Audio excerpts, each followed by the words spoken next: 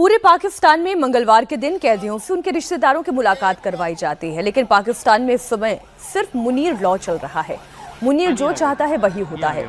इमरान की बहनें जब अपने भाई से मुलाकात करने के लिए अडियाला पहुंचती हैं तो बजाय कानून का पालन करने के उनके ऊपर इस ठंड में वाटर कैनन का इस्तेमाल होता है। वाटर कैनन में भी केमिकल मिला दिया जाता है ताकि इमरान की बहनों और उनके समर्थकों को ज्यादा से ज्यादा नुकसान पहुंचाया जा सके। हम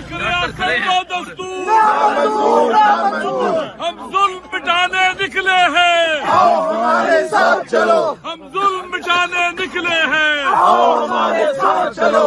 हमको बनाने निकले हैं, आओ हमारे औरतों, बच्चों और बुजुर्गों के ऊपर एक सेकेंड, औरतों, बच्चों और बुजुर्गों के ऊपर केमिकल डाल के पानी फेंका गया। एक सेकेंड, अलामा साहब के ऊपर भी फेंका है। 4 दफा गिरे हैं। देखिए, मैं आपको बताती हूँ, जब आप केमिकल डाल के बुजुर्गों, औरतों और बच्चों पे नौबत आ जाए ना, याद रखें ये अरेस्ट भी कर रहे हैं, 40-50 लोगों को अरेस्ट भी कर रहे हैं, लेकिन फिक्र ना करें, अगर ये जंग लड़नी है आज़ादी के लिए तो ये सारा कुछ इसका हिस्सा है। लेकिन हम फख्र से कह सकते हैं कि अल्लाह हमने अपना हिस्सा इस आज़ादी की जंग में डाल दिया। ये जो एक कोशिशें हैं जंग के तौर से देख लें, खुली चुनौती के तौर से अजीत जी हम देख लें, मैं तो जो यूनाइटेड नेशन सिक्योरिटी काउंसिल में भी जो भारत का पक्ष है उसमें भी जो भारत के रिप्रेजेंटेटिव है वो क्या बात कर रहे हैं।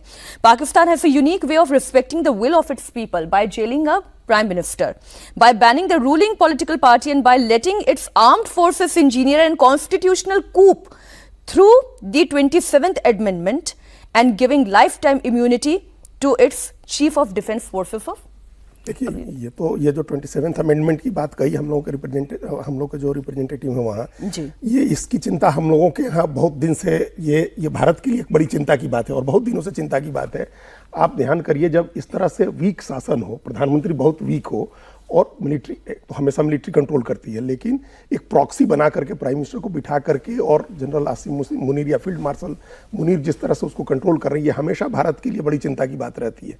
इसमें हमारे लिए भी तो अपनी पॉलिसी को नए तरह से रीओरिएंट करना होता है कि हमको एक डेमोक्रेटिक गवर्नमेंट से निपटना है, मिलिट्री पावर से निपटना है, या दोनों का एक हाइब्रिड मॉडल चल रहा है उससे निपटना है। हमारा रिस्पॉन्स तो इस हिसाब से तय होता है ना।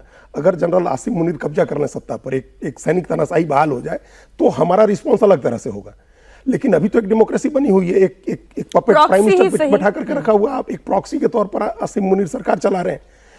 अब इस पूरे घटनाक्रम में जो हम लोग देख रहे हैं ना, ये बड़ी रोशनी की किरण एक ये है कि इमरान खान जैसा व्यक्ति अभी तक अड़ा हुआ है, 70 साल से ज़्यादा उम्र उनकी हो गई है, उनको डेथ सेल में रखा गया है और इसके बावजूद वो कोई कॉम्प्रोमाइज़ नहीं कर रहे हैं दूसरे नेताओं की तरह कि देश छोड़ करके चले जाएं, दुबई लंदन चले जाएं, जा करके बस जाए। वो और उनके समर्थक लड़ने के लिए तैयार है। इससे फ्रस्ट्रेशन बढ़ रहा है मुनीर का। देखिए, और मुनीर और इमरान एक दूसरे को इतने नज़दीक से जानते हैं जितना दूसरा कोई नहीं जानता है। आखिर इमरान खान ने ही इनको ISI का DG बनाया था और इनको हाफिज कुरान कहते थे इमरान खान। तो इमरान खान मुनीर को जानते हैं, मुनीर इमरान खान को जानते हैं। मुनीर की सारी कोशिश इमरान खान को तोड़ने की है, उनकी बहनों पर जुल्म करके, उनके समर्थकों पर जुल्म करके किसी तरह से इमरान खान को तोड़ने की कोशिश हो रही है कि इमरान खान समझौता कर लें, कॉम्प्रोमाइज कर लें, देश छोड़ करके इमरान खान अड़े हुए हैं। और ये फ्रस्ट्रेशन है आसिम मुनीर का और इस फ्रस्ट्रेशन में वो परेशान है। इमरान उनके रास्ते की बाधा है, जो सत्ता कब्जा करने के रास्ते की जो बाधा है वो इमरान खान है।